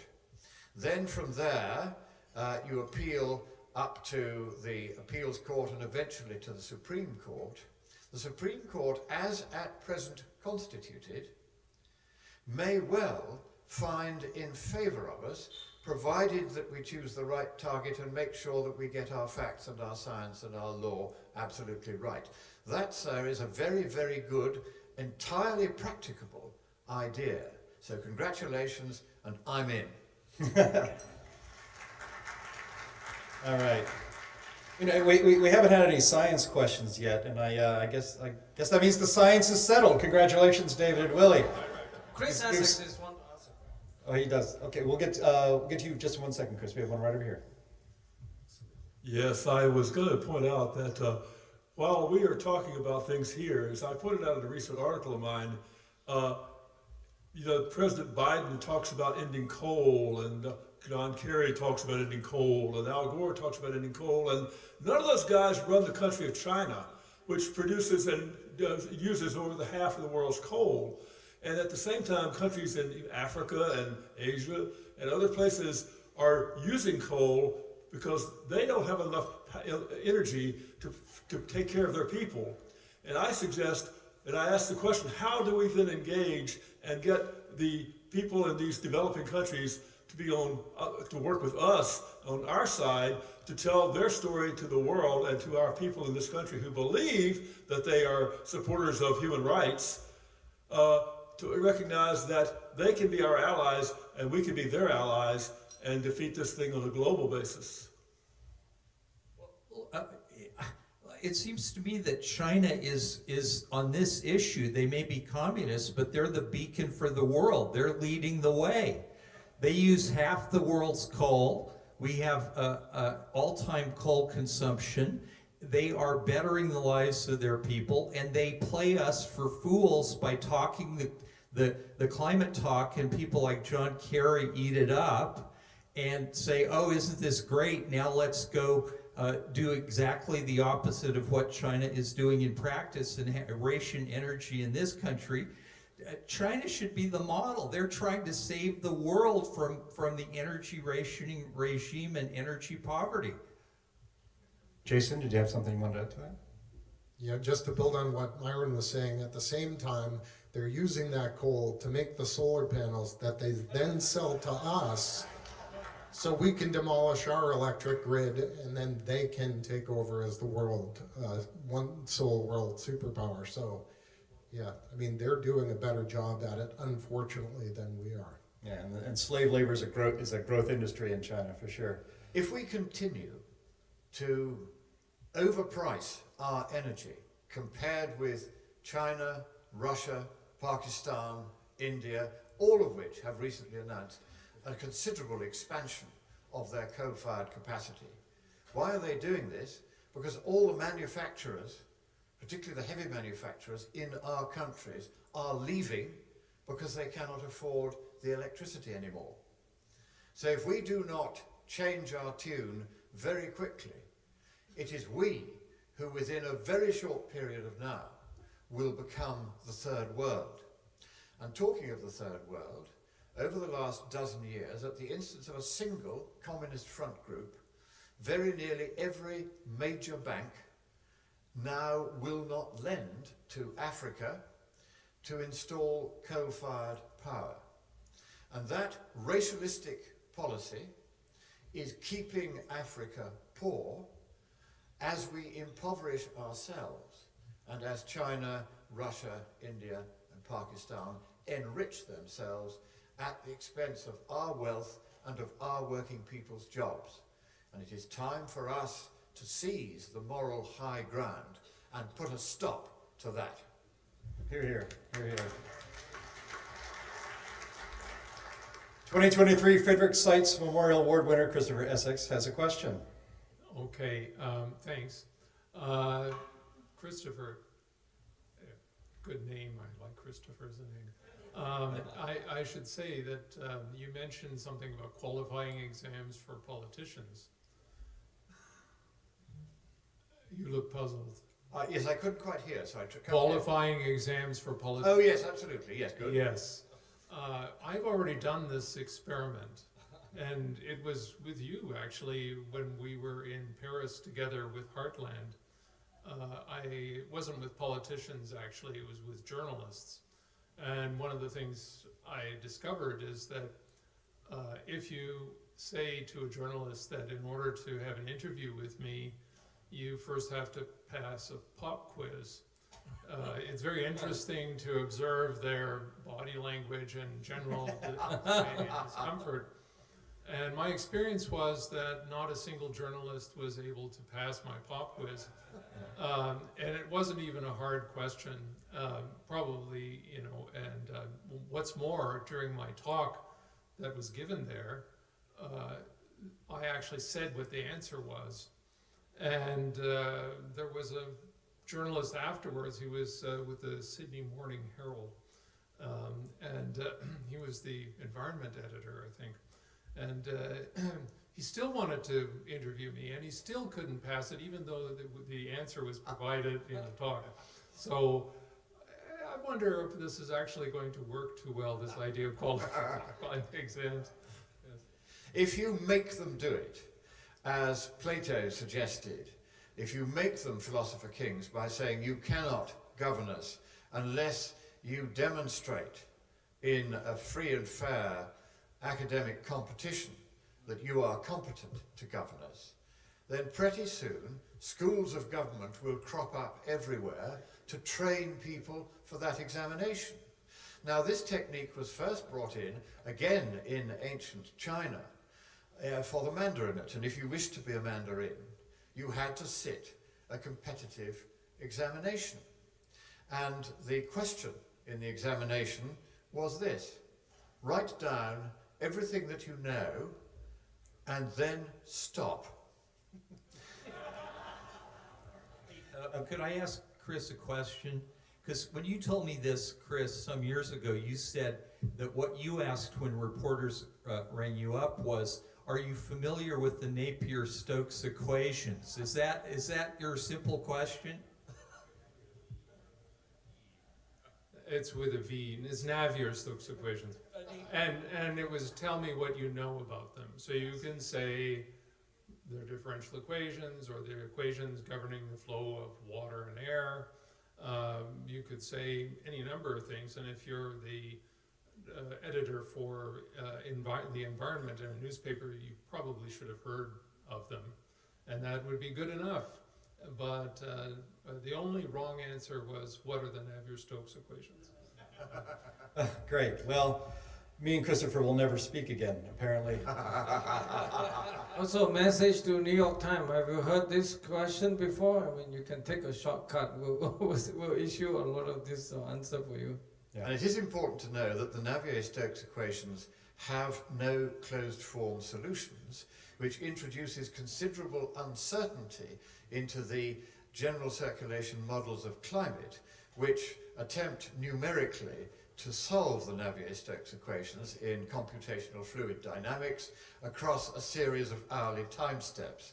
And they fail to allow properly for uncertainties in the initial conditions, with the result that if you go out 30 years, then the uncertainty in just one of the thousands of initial conditions that inform the models before you start them running, namely the low cloud fraction, means that any prediction of those models about how much warming we may cause that is less than plus or minus 12 Celsius degrees is, statistically speaking, no more than guesswork.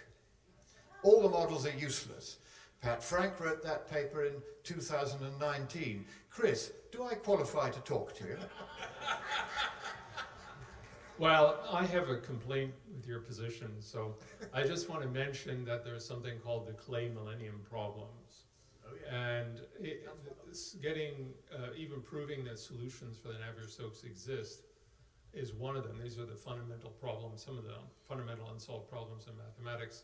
Each one has $1 million prize. So if any of you want to make some cash on a rainy weekend, you should go and see if you can prove the solutions actually exist. Now, that doesn't seem to matter to meteorologists who compute solutions of it all the time. But that's another interesting question to consider.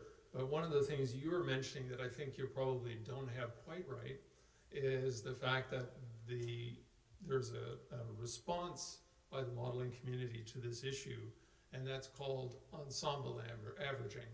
And that's something that we can discuss another time. Yeah, otherwise we can have an we must stop that now, because if this conversation goes on any longer, I won't have any friends left in this room.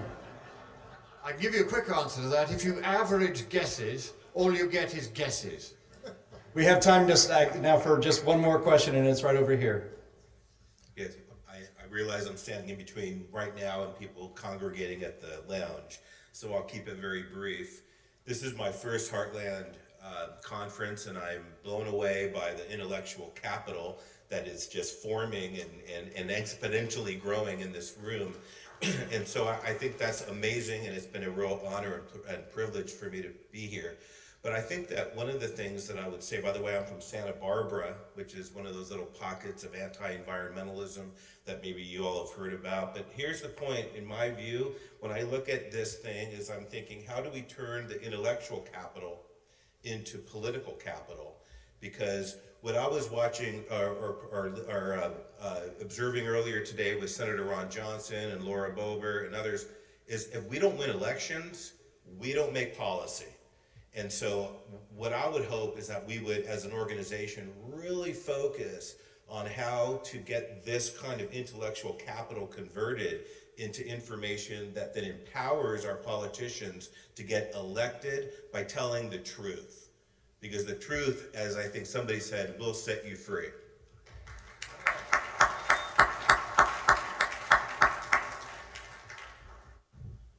Hearing nothing in response, I'm going to take that as a cue to dismiss these fine gentlemen.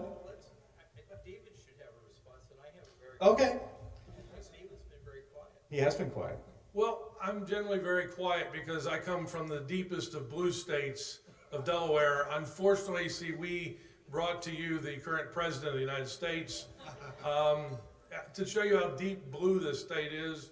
The state bird is not just a chicken or other type of poultry, it's the Delaware blue hen. So even our birds are colored blue. I spent, I've been affiliated with the University of Delaware for since 1978, not 78 years, but since 1978, and I am pleased to say I am now out of the prison. Being there is like being around a group of people that hate you and are going to try to destroy you at every step. I went to Washington for 4 months and found out that it could possibly be worse. But the nice thing about it is coming to the Heartland meeting, because then I realized there's a lot more people of like mind and that you people do exist. But I will say, I think there's a hope for all of us, because today, with this meeting, there were 4 people who are resident of the state of Delaware here, and by our calculation, that means there was a higher percentage of the population of the state of Delaware attending the Heartland meeting than any other state in the union or any other protectorate. And if we can do that in the deepest blue states, there is definitely hope. Thank you. One last word. Yeah, how do you win elections? Well, President Trump proved that these issues win elections. He promised to get us out of the Paris Climate Treaty. He promised, unlike Romney and McCain, remember, they were all, I'm really kind of green and I want to do something. I just don't want, as Peter Hartley said, I just don't want to really do anything significant or serious. I just want to talk about it. President Trump made these promises, and he won the election, I believe, because he made very clear promises to the American people. Now, and he kept them. I mean, that was, despite all the terrible people that he appointed to key positions, not Will Happer or Jeff Clark or a couple of others, but we know who Doug Dominich was one of the great people, but you know, he kept the promises, and despite all the opposition in the swamp in Washington and in his own White House and his own administration, and you know, I think that politicians who are like Lauren Boebert, I mean, Ron Johnson as Joe Bast and others said, you know, he wins in a very unpromising state, and it's because people know where he stands, and he's very clear about it, and I think that's how we win. Stop apologizing for our position. Stop apologizing for believing in energy, that energy is a good thing. And Trump was very clear about that. We can also work with those who are already elected, such as those 2 brilliant members of both houses of Congress who spoke to us earlier today. And they can call us to testify in front of congressional committees. When I was working with the Republicans in Congress to overthrow Mr. Obama's cap and tax bill, I flew over the Atlantic 12 times that year, testified in front of Congress 4 times, and briefed several senators and also representatives and their staffers at a series of meetings, so that they were properly armed with exactly the sort of intellectual content that they needed to overthrow the other side. So it does work, but we must not just talk among ourselves, therefore. We must encourage the classe politique to get us to talk to them as well. Yes. David Legates, 30 seconds. I just need to correct you, Myron. You referred to Washington as a swamp. Swamp is a very viable ecosystem necessary for life. We need to refer to it as really what it is, which is a cesspool. Because it's a cesspool is a collection of human refuse. Excellent. All right, how about a rousing round of applause for our super panel? You may exit stage right.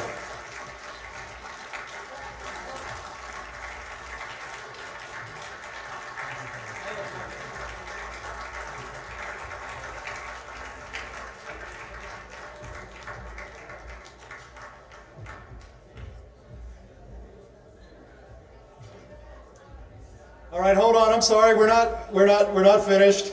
I apologize. James Taylor is going to have an address to close out the entire conference, and so please welcome James Taylor.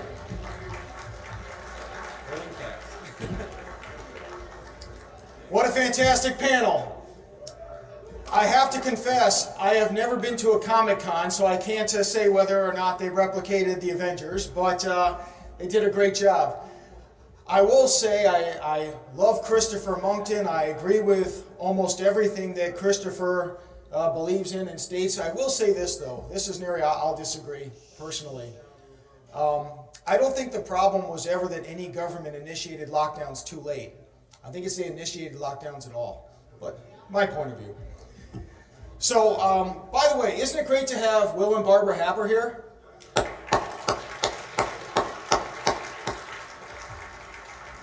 You always lift my spirits when I see you, so thank you. Also, Dick Linson was right over here. Thank you, Dick, for coming all the way here. You are a treasure. And boy, I could call it so many people. Joe and Diane Bast. Without you, this wouldn't be here. Thank you so much for everything you've done. Regarding Will Happer, the CO2 Coalition, the CFACT, Committee for a Constructive Tomorrow, the Heartland Institute, we have all published copies of his paper with that graph regarding CO2 saturation. If you do not have a copy, if you do not know where you can find it, do an internet search. You can put in Will Happer CO2 saturation. You'll see it in many places. I think with Heartland and our other allies, let's make it a point to make sure that everybody knows about that CO2 saturation graph and what it means. It's so vital to this discussion. And thank you, Dr. Happer, for that research. I'd like to recognize Anthony Watts also. Anthony Watts is a senior fellow at the Heartland Institute, and sometimes in your own family you can not truly understand and appreciate until you step back a little bit. Anthony Watts is the founder, the operator of whatsupwiththat.com. It is the most viewed internet site in the world regarding global warming, climate change issues. It is fantastic. Anthony Watts, thank you for everything that you do.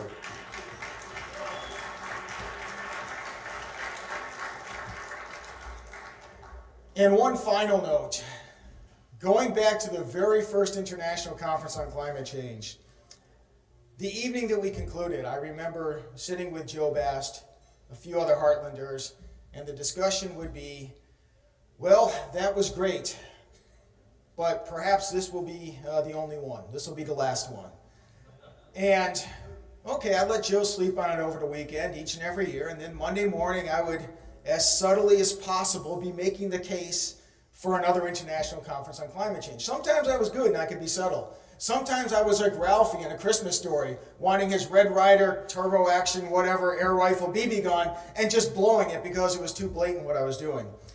But over the years, Joe would relent and we'd keep having a conference, and I'm so glad we did. This year, coming down to Orlando, going through what Joe has overseen each and every year, it is a tremendous amount of time, staff effort, and expense to put these together. And as all this was coming together, I was thinking, I understand what Joe was thinking and why, and as much as I love them. And I almost kicked myself. I was thinking exactly what Joe said. You know, perhaps this really will be the last year. And I got here, and by the time, even just Thursday evening that we had concluded, when we'd gotten together and we'd had the fellowship and seeing all these good friends and lifting up each other's spirits, I said, all right, no freaking way. We will have another ICCC.